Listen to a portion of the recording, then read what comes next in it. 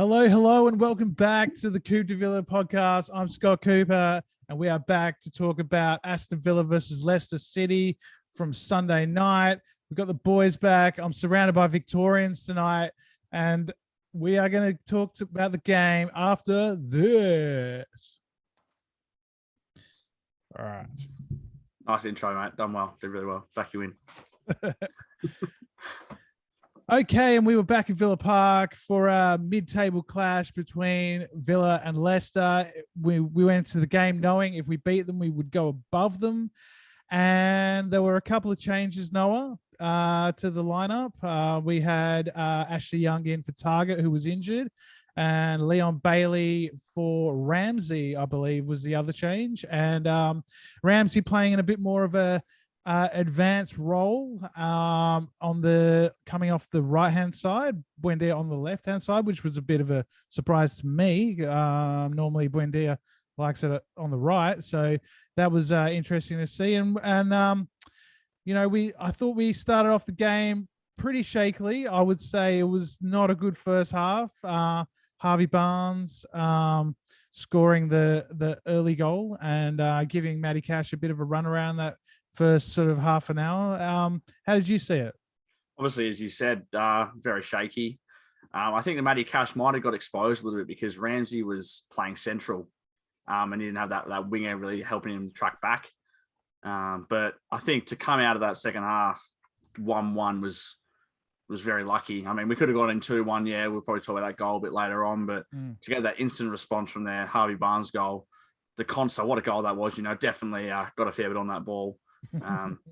But I think the changes worked. I mean, Ramsey played very, very well. So lucky not to have a goal at Villa Park. Could have easily had two.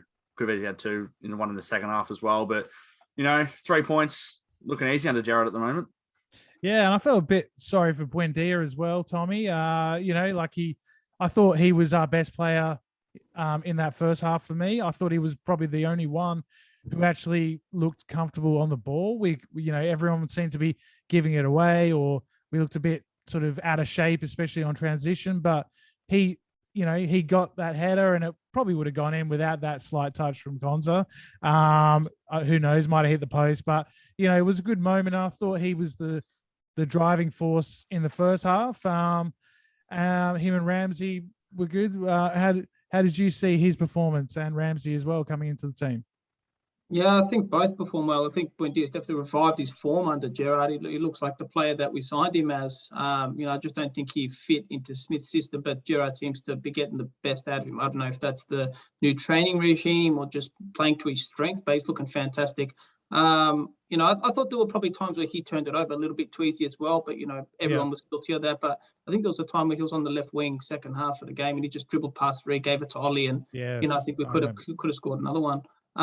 Ramsey, extremely unlucky not to get his goal. I think how they define keeper having control of the ball, I think it's a bit stupid, to be honest. If it's not in full grasp, then but I just think having a hand on the ball probably isn't sufficient enough. It would have been great to see him get a goal in front of the whole team. You saw the passion, and to see it get ruled off by after VAR, it's just a bit sad. But look, both did really well in the midfield. I think the whole team deserves a pat on the back. I think one guy we're probably forgetting about, which we'll touch on soon, is Nakamba. He's probably our player of the month. He just, he looks like an almost new signing, and to think we're potentially going to let him go. He was on the cusp of, being transferred out. Midfield, just a real engine, and I think it's funny when we see Buendia, Nakamba, Ramsey, doing all that grunt work. It almost outshines McGinn, who's always been a standout, Mr. Consistent. So I think when we're all performing cohesively, it takes that shine off McGinn. But I mean, that's what we'd rather at the end of the day. And I think to come out the gates, so solid in the second half after a bit of a sloppy start, it's great. And, credit to Harvey Barnes, who's been on fire for them anyway. So miraculous strike. Midfield's been really impressive under Gerrard. Being a midfielder himself, it's probably the area that, we probably would have got the most bang for our buck with him anyway. That's it. And, we could talk a bit more about that disallowed goal, Aman, for Ramsey. I mean, my belief, was always the keeper had to have two hands on the ball to be in control, but apparently that's not the rule. But then I hear later that if he's made a save already, then, having one hand on the ball against the ground, that doesn't count. So maybe some people are saying it wasn't the right decision, but He went and had a look, and he very quickly made the decision. So, what did you think of that whole situation? I think you're correct in that if the keeper makes a save and then they only have one hand on the ball, it's not deemed that they're in control. Yeah. I'm pretty sure those are the current rules. So it's just a case of, classic VAR and classic refs against us. They've just made a mistake and not called it correctly. If you're going to have to replay something so many times, slow it down to 1,000 frames per second, you can pick a foul in like anything, even when someone does get the ball. But 100% should have been a goal, didn't have it under control. The rules say he didn't have it under control. So, yeah, what can you do? It's been ruled out. We've won. We've got the 3 points, thankfully. But, yeah, just another shit refereeing decision against us. And just a bit of a digression. If you talk about being hard done by, did anyone watch the Bayern versus Dortmund game on the weekend? Oh, yeah, that one. So you know what I'm probably going to go to, and Jude Bellingham's come out. So I think it's 2-2. Dortmund have denied a blatant penalty in their favour, and then they award one to where Hummels has done a handball, but he's not even looking at the ball. So he cannot say that he knew what he was doing. Bellingham comes out after the game, and this ref had been done for match fixing in the past. He goes, you give a ref who's match fixed in the past the biggest game of the year, what do you expect? And I think the way that he phrased it got him out of jail, but just a lot of spotlight. He's getting investigated, Tommy. Yeah, absolutely. It was a blatant penalty that Dortmund were denied. The refs actually looked on VAR for the penalty that Dortmund were denied. It wasn't even a VAR decision. It's just a clear penalty. Yeah, so he deserves to be investigated. The referee's Bellingham. Criminal charges against him. Bellingham's in trouble. He's being sued for liability or being liable. I think it's defamation of character. I think the phrasing he's just said, you give a ref that has match fixed. He didn't say he fixed this game. No. Because what do you expect? So again, his terminology was right, but I definitely think that we were probably hard done by too. So maybe it's just a black juju weekend. Who knows? And Schmeichel carried on like a pork chop, like he'd been attacked. It was, and then I don't know if you heard Schmeichel's interview after the game. I did, yeah. Oh my god, he was saying, I don't even know why there's a discussion. It was obviously a foul. Like his thumb's numb after Ramsey got nowhere near him. Yeah, Ramsey got all ball. Yeah. That was from his post-game answer. I think it's just hopefully he's okay. Smart gamesmanship from him, experienced keeper. He stayed down, trying to make it look like, because the refs giving the goal straight away, right? He stayed down, tried to play it out that he's injured. Then they've gone and had a look at it. And I think like his post-match comments is just like him, just trying to milk it more. And then probably to him, he probably thinks it's a foul. Every time, I'm sure any keeper, whenever they get touched, they always scream, it's a foul on me, because keepers are such a protected species.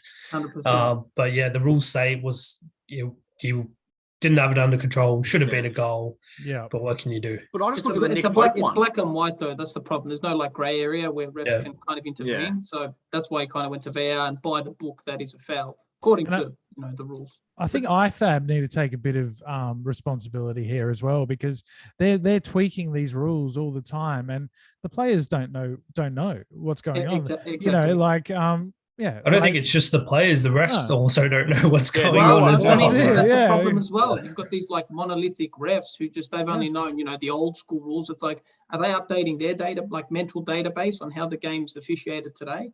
They should be, but and who? It's almost like accountants. You need to know what the latest tax loopholes are. You don't just go by what you've done 20 years ago. You probably exactly. And who are they consulting on these decisions? Like, are they talking to ex-players, like ex-managers? Are they? It seems to be like these decisions are going on and no one really knows what's happening. Yeah, it's crazy. I saw a frame by frame sort of comparison of the Kasper Schmeichel one on the weekend, and one from a couple of years ago in the championship with Sheffield United. Yeah, Kalinic, and Billy Sharp. Billy Sharp, kicked it straight out of his hands,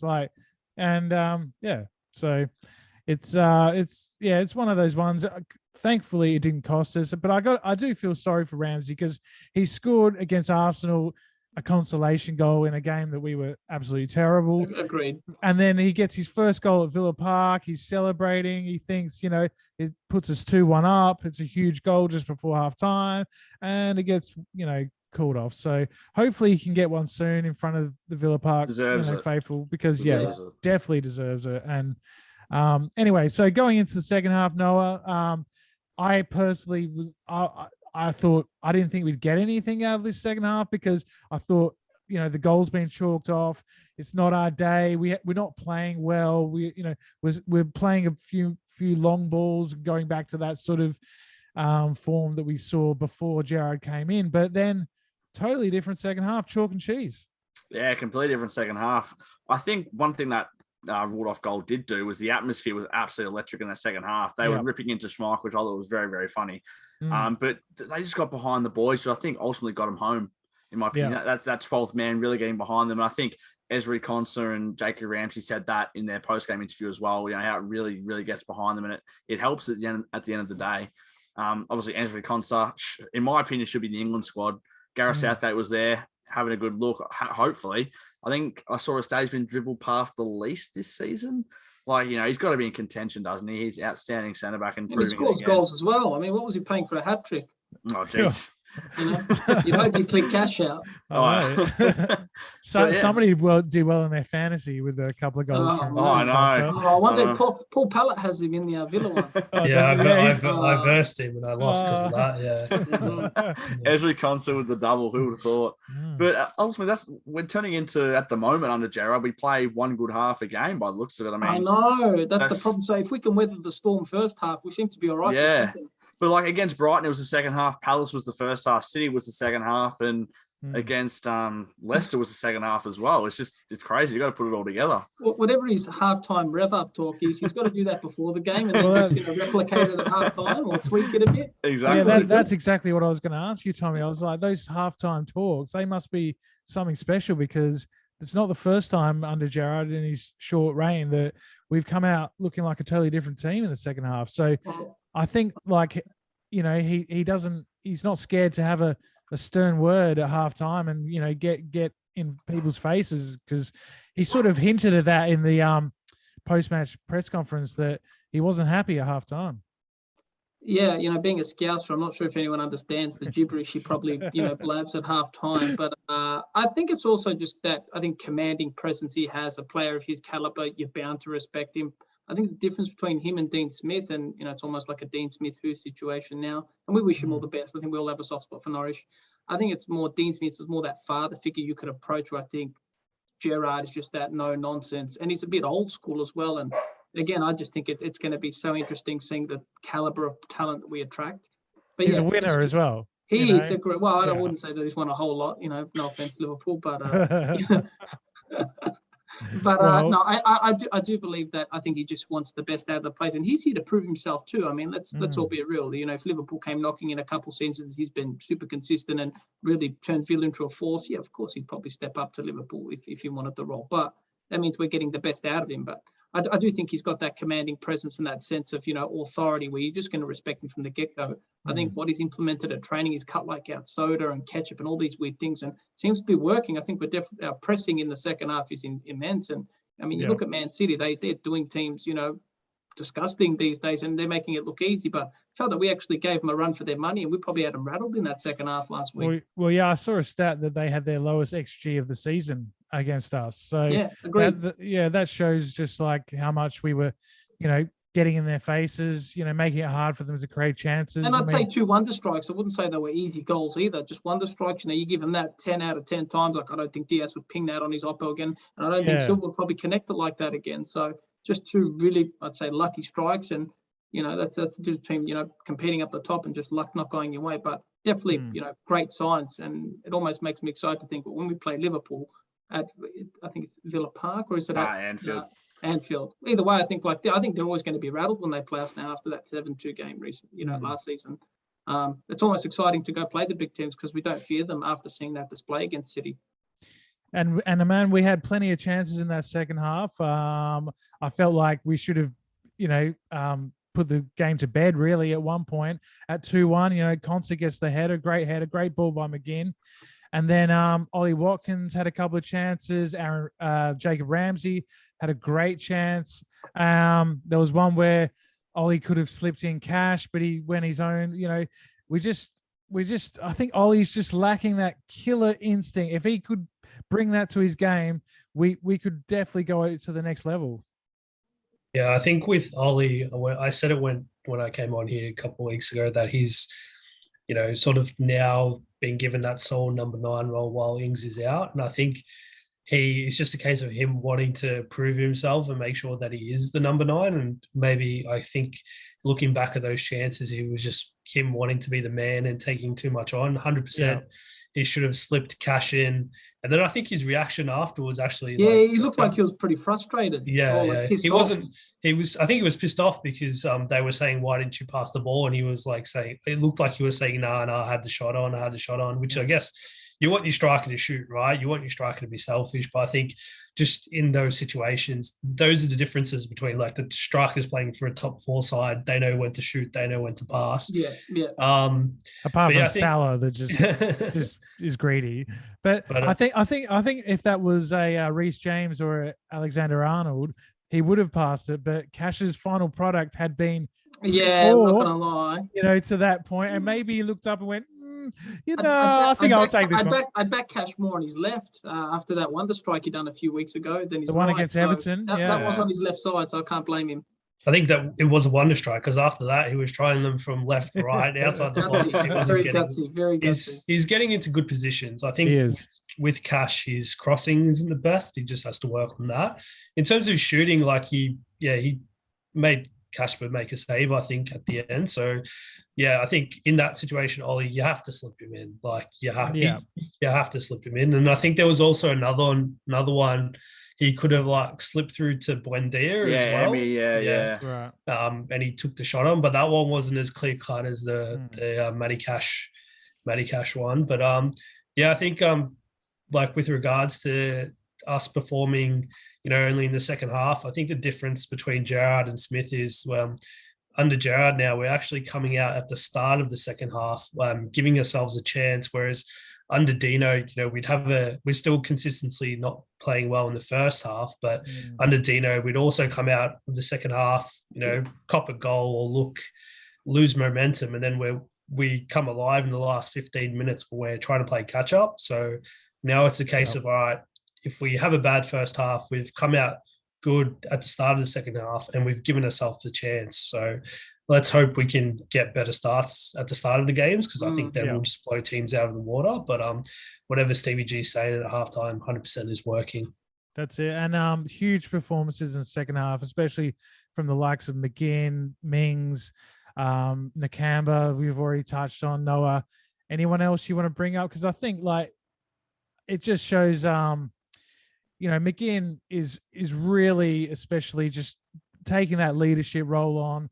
And I mean, even in that one where he got the foul called against him and he kept playing, like that just sums him up in a nutshell, doesn't it? But that wasn't even a foul, in my opinion. Seeing that back many, many times, that wasn't a foul. Indeed, he absolutely played for it and got him. That seems to be the way it was.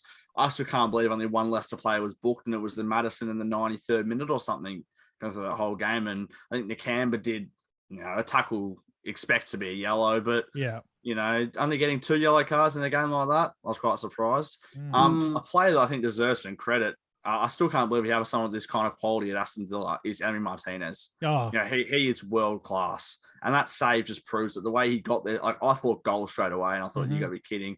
Having all those chances, and that it almost cost us having all those chances in the second half. But just an all-around good team performance. People throwing bodies on the line. I think was it the first half? I think Maddison got the ball put back to him, and Cash put his body on the line right there and just all around good team performance. We could have got blown out of the water in that first half, and to hang on and win 2-1, it's just quality. And maybe Nakamba's tackle on Daka as well. I think was in the second half. And he'd already his been body booked on the line inside the box as well, and he's on a yellow. Just been a class act for us. And I'd love to see his pre-Gerrard kind of stats and then post, and I reckon we'd see some serious percentage increases. Especially the passing, I think. Yeah, starting minutes is probably the main one. He's above 90% passing consistently since Gerrard's and forward passing. He's just changed his game completely. He was just a poor man's Westwood at one point, just sideways passes, man. But the passion Nakamba shows as well. Yeah, he's just the one defending that back four. And that, I'm not sure you guys seen that the goal from Konsa, he was giving it to the whole den, like with all like how happy he was. And you know, he might not have the best. No one really wants to be in like that type of role, but he does it so perfectly. And I saw him like retweet. A couple of fans had a Zimbabwe flag, and he ran up to him. He ran up to him, and yeah. I think he saw them post game as well. He was kind of mingling with them, saying like, after the game we'll go do something. So nice. Like class act and touched by him. And that kind of thing is just raising his confidence like more and more and more, and we're just going to see him get better and better. I think. It's going to be a very big loss during the African Cup of Nations. I was going to say there's going to be so much African spam on the Villa pages now. Again, we had it with Samatta, now we got it with Nakamba. Maybe he can just have like a slight, calf strain and miss the tournament, and then come back for us, a week later. Wait, isn't Omicron going wild in Africa, the new COVID strain? They haven't said that the tournament's been postponed or anything like that. It's still scheduled to go ahead. Mate, my work annual catch up in Jan got pushed back to May, and I don't know if that would go ahead. Yeah, I think they're going to make a decision soon because it is. They have to. They have to. Going back to Martinez while we were talking about him quickly, I just wanted to think, because I was thinking the other day, how many points do you think over a season he saves us or he gains us? I mean, we would have lost 2 points in this game if that header goes in. Yeah. It's got to be about 10. I was going to say 10. I was thinking about last season. I was thinking of the game Brighton away last year. Single-handedly got us a point in that game. Like the United win this season. Yeah. Oh, he's getting as many getting points. into Bruno's head. I'm pretty sure there's been analysis done on it, and I'm pretty sure, like I'm 90% sure last season it was 9 points that he saved us. It's like it sounds like more because if it's like 0-0 and then he saves. I think his first game for us, he saves a pen. We're 0-0. Like that's almost like 3 goal, not 1 save. Like changes the momentum of the game as well. Yeah. And like everyone, coming towards the end of the year, there's been a lot of the podcasts I listen to. They've been doing their, top 100 players and this sort of thing. And, Emmy Martinez wasn't in many people's top 10 goalkeeper list, right? I mean, a few people, he was, 5, 6 around there. But like people are saying Edward Mendy, number 1, number 2 in the best in the world. And I was like, he's had a good year, Mendy, but I don't see him making saves like Emmys on the weekend. Just swap their teams around. I mean, Chelsea would keep a bucket load of clean sheets, and it's just funny. Like, I mean, Martinez got keeper of the season in the Prem last year. Yeah, and Mendy was poor against West Ham. I don't know if you saw those goals, but that third goal was terrible from him. Yeah, so I wouldn't swap him for anyone. I think it's just a case of typical him playing for Villa and him not being English because who'd they put above him? Had he put 9 other keepers above him? I can't even think people were saying Oblak, Allison, Edison, in the world. But based on, keeper of the season in the Prem and also Copa America champion and saved them on penalties. I'm like, come on, guys, these are single-handed game-winning performances. And it's that Champions League factor. Yeah, it is. Why? Copa America is harder than the Champions League. It's just how it is. He's got something like 8 clean sheets in his first 11 games for Argentina as well. So I mean, look how many players dominate at club level, but they struggled international. I think international is so much harder.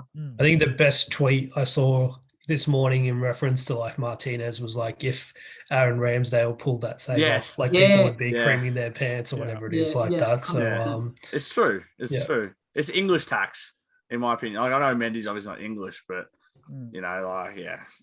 just the club, I think, as well.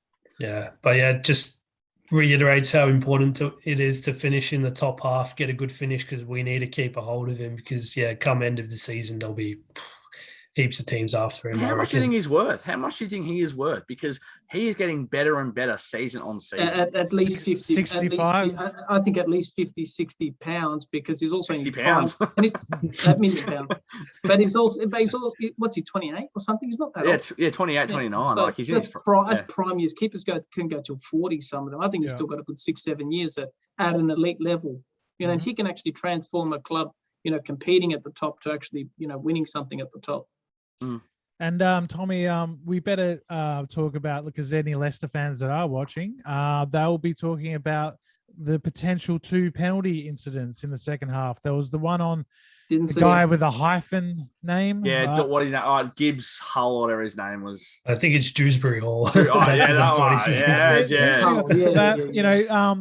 Louise put a foot out there a little bit. But I think, you see him given though, don't you? Like if that had been given, it wouldn't have been overturned, in my opinion. True. I agree with that. But I think this season they've been trying to not give penalties for minimal contacts. Now, also, what happened? Like, I'm still a big believer in if you dive and it gets overturned, it's a yellow card for the diver because you're instigating contact or you're trying to instigate a pen.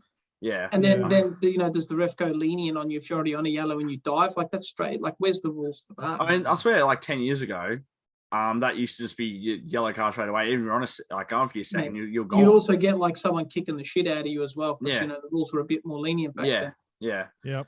And the other one was when Schmeichel went forward for the free kick and he got a bit of a hand in the face by Tyrone. Mings had him under control. No idea what you're talking about, Scott. I think it's only a foul in the keeper when they're in their box, not in the opposition box. Yes, I think the fact that he got pushed by Evans saved it into Tyrone. Yeah, I think if that hadn't happened, I reckon that he might have gone and had a look. But because he got pushed in, because Tyrone jumps for the ball and Schmeichel doesn't jump because he gets pushed. And so there's a big height difference there. And that's why his hand goes into the face. So I think that was that I'm fine with that. With the first one though, Scotty, I think, yes, there was contact, but he was already on the way down before the contact came, in my opinion. Yeah. That's also what have saved him because the check was complete quite quickly. Yeah. And obviously they're going to brush it off like as quick as that, But I think the commentator also said, he was on the way down. But if that was a Villa penalty, I would have been calling for it to be a pen, sort of stuff like that. True. But you see him waved away. Yeah. And when I saw it first and the check was being taken place, I was a bit like, ooh, yeah, maybe. Yeah. But got away with it, and I think we deserved it. And he's a shit referee, that fucking what's his name? He's the best in England. Michael Oliver. I think he's the best in England. Oh, I don't like him. He's got one of those faces. Give Jared Gillett the promotion. He looks like a kiddie fiddler or something. Look at that face. I don't like it. Rocks up in an ice cream truck. Yeah, all right. I'm sorry, Michael Oliver, if you are watching or any of your family. I'm sure you're a nice guy, but come on, man. Why do you have to take it out on us all the time? Yeah, stay away from playgrounds.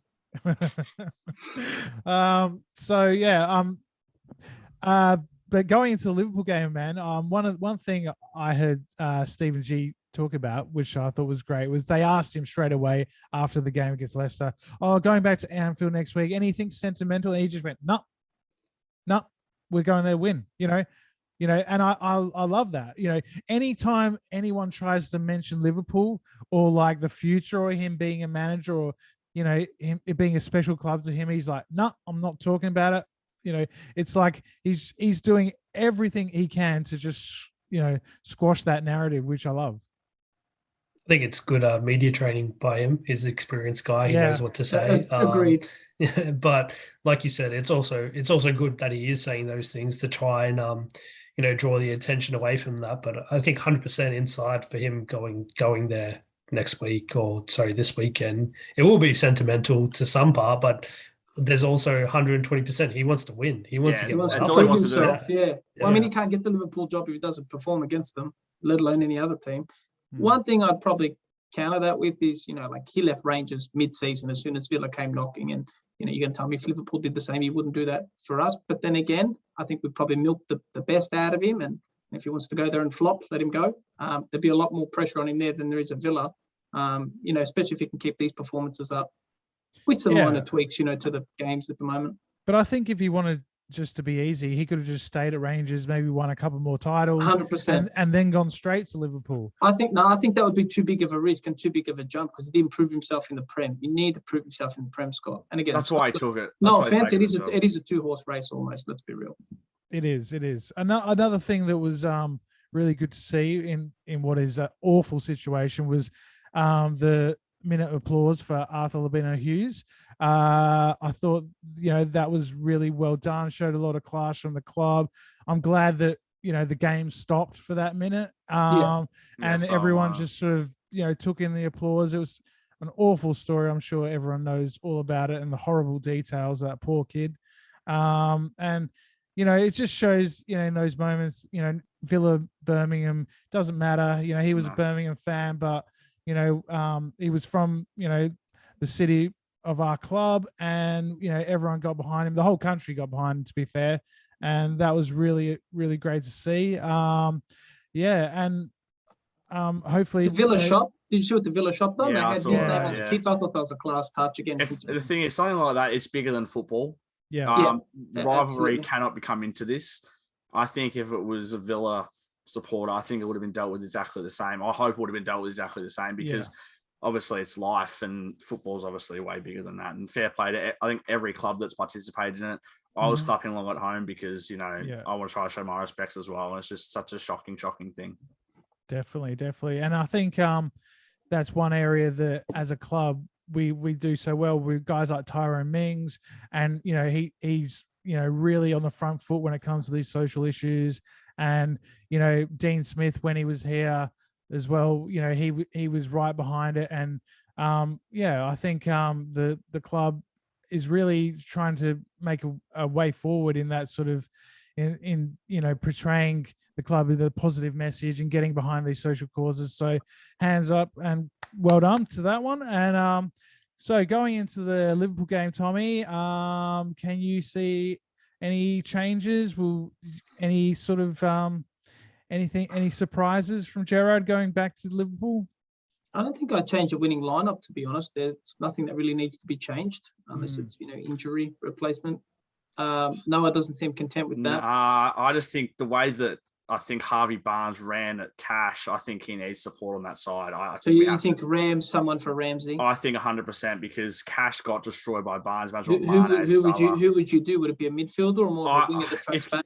If Cash is fit, if Target's fit, put Target back in, Young up left wing, Wendy up right wing. I wouldn't mind throwing Sanson in the deep. I mean, he's pretty good on the defensive end, knows to cover, and he's actually not afraid to. He's got a pretty good pass on him too. Yeah, he's got a bit of aggression. And Chukwuemeka had a good little cameo too. Agreed. He was so again. At the end, he was very calm on the ball a few times when we really needed to keep it. And I think he got the game-winning foul at the end. Like he got fouled at halfway. Yeah. But that was such a shocking pass from Madison. Like, seriously, game on the line. Why are you doing that? It's got to get into the box. Into the box. Do you reckon Leicester have been pretty choppy this season? I feel like they were quite dominant last season. Again, obviously no Vardy, but they're competing for Europa League. They've invested money in the squad, and I don't think they're delivering to expectation. I think just injuries and out of form. Tielemans, he's a great player. Yeah, he could easily play Champions League. He's been injured. Fofana. Madison injured as well. Fofana injured. Vardy in and out. And I don't think Daka hasn't hit. Hasn't come in and replaced Vardy. Iheanacho hasn't replaced the form he had second half of last season as well. I've heard 11 games. I think they've conceded 2 goals or more as well. So on the defensive side, they've been conceding a lot from especially set pieces. And could Rodgers go? Is enough? Because I'm sure there'd be expectation on him as well, especially the scintillating form they had last season. I could only see him going if maybe the Man United job opened up after Ragnak. His little stint. There was speculation into Ragnak, whatever his name is, wanting McKean. I saw that. It was for the Sun. Come on. Yeah. I think that link's been there for the last 2 seasons. I rolled up a few people on Twitter when I said, I can't wait until we boo him when he comes back. And be like, it's not the same. It's not the same. I'm like, we're getting pretty good at this booing game. We're pretty good. I'd still welcome Jack back any day of the week. Oh, me too. Ings, Bailey, and Cash. Make it happen, Villa. Well, Cash is trying to model himself on Grealish now with the hair and everything and the headbands. So I think he was going towards actual money. Yeah, I meant actual money. Sorry, cash consideration. Right. Sorry, I just realized what I said. I'm like, wait, I bet someone's interpreted that wrong. No, we should just get him back for 50 mil. That'll just can offer him first team football. Can't get that. That's it. Right. It's not always greener. Exactly. Do you reckon we put a clause in for first rights or? You know what happens? They always go to Everton or some shit and then fail to deliver, and then they'll end up back in Villa when they're 33. Thanks. But that's what I mean. Previously, we've never put a clause in when we've had something. There'll be a sell on if they sell him on. There'll be a sell on clause or something. Oh, Man City, they only give out buyback calls. They don't put them on players they're buying. They're not like that. Thanks for not taking Ducky back, guys. Yeah, I'd take. Yeah, literally. That's probably like, we didn't take Dougie back. We'll take Jack. They could have took him back and sold him for like 50, 60 mil to Roma. There was so much interest at that point. Yeah, they could have. And he's actually getting back to that blistering form as well. By the way, Dougie's he really did well against Man City. It must have been must be the new missus. Yeah. Which one? I can't work that out. Like, but anyway, I'm behind it. I back it in. So who's his missus? One of my mates came up with from the women's team. Yeah. Came up with the interesting theory that they're both beards for each other, but you know, each to their own. Whatever anyone wants to do, you know, go for it. It's maybe like you guys said. Yeah, maybe they just catch up for a cup of tea now. Yeah. Who knows? They're all over Instagram, that's for sure. Yeah, they're playing table tennis last night, so good on them. To be fair play. I've never seen it before, so the Villa men and women player, kicking it off. Inter-club racial, whatever the term is. Yeah, there's one with I think it's Alphonso Davies. His missus is playing for PSG. Yeah, that's right. Yeah. But they went to school together. Isn't she the American chick? No, she's Canadian. They're both Canadian. Yeah. They went to school together. So that's pretty cute. Yeah, very cute. Very cute. Lovely. It's that kind of night, isn't it? That's it. It's like man, if you were playing for Villa, you and Westwood could have had a similar thing at one stage, I think. Yeah, me or Westwood, or whoever else. Yeah, me and Sammy Kerr maybe. Yeah, I don't think she bats for your team, but she scored a great goal on the weekend. I saw that. Wow, that in the FA Cup final. That was filth, absolute filth. All right, well we'll wrap it up there. No quiz this week. We're gonna have Troy, so we'll do predictions. Do some predictions. Okay, predictions for Liverpool. I'll let you go first, Scotty. 7-2. 2-2. The thing is, I just know that Liverpool are going to outclass us. Aren't you a good Villa fan? I'm a good Villa fan, mate. Hey, I'm good at score predictions, mate. Okay. Yeah, I know. You won. I'm very good. You didn't put any money on it, you tight ass. Yeah, I didn't put any money on it. I did say 2-1. I mean, Brighton got a point there, didn't they? So they did. I think realistically, I'm going to go 1-1. But I don't know. I think it could be a Liverpool. It depends how we start the game.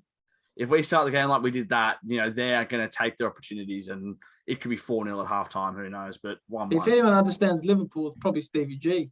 How do you think the Premier League will finish this season? The top three, like Man City, Chelsea, Liverpool. Yeah, hopefully not Man City winning it. If that African Cup of Nations goes ahead, Liverpool going to be decimated. No Mane, no Salah, no Matip, no hope, really. Yeah, Josh is playing they'll still have Jota, Origi, and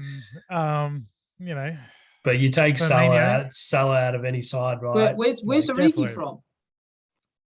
Belgium. Is he though? Well, yes, he plays for Belgium. Yeah, probably immigrated like all of France. All right, sorry, but I interrupted the predictions for the game. So, Tommy, what would you say for the Liverpool game? 7-2. I'm going with 7-2. Yeah, and Aman? I don't think it'll be 7-2, but I reckon we'll get up 1-0. 1-0, awesome. Take that. Awesome. That's Stevie G football, I reckon. Yeah. Well, it would be quite a story, wouldn't it? I've got my Christmas party that night, so I'll be at the casino and I'll be watching it there afterwards. So I'm looking forward to that. And I'll be watching it by myself, like a loner. Well, got to do something with your Saturday nights, I guess. Not sleeping, bloody 2 o'clock game up for the Ville. Oh, it's only 11 o'clock here. It's good. Yeah, shut up. They got it so good in Perth. Mate, you guys should move over. Believe me. Thank you. Where's your Ashes test gone?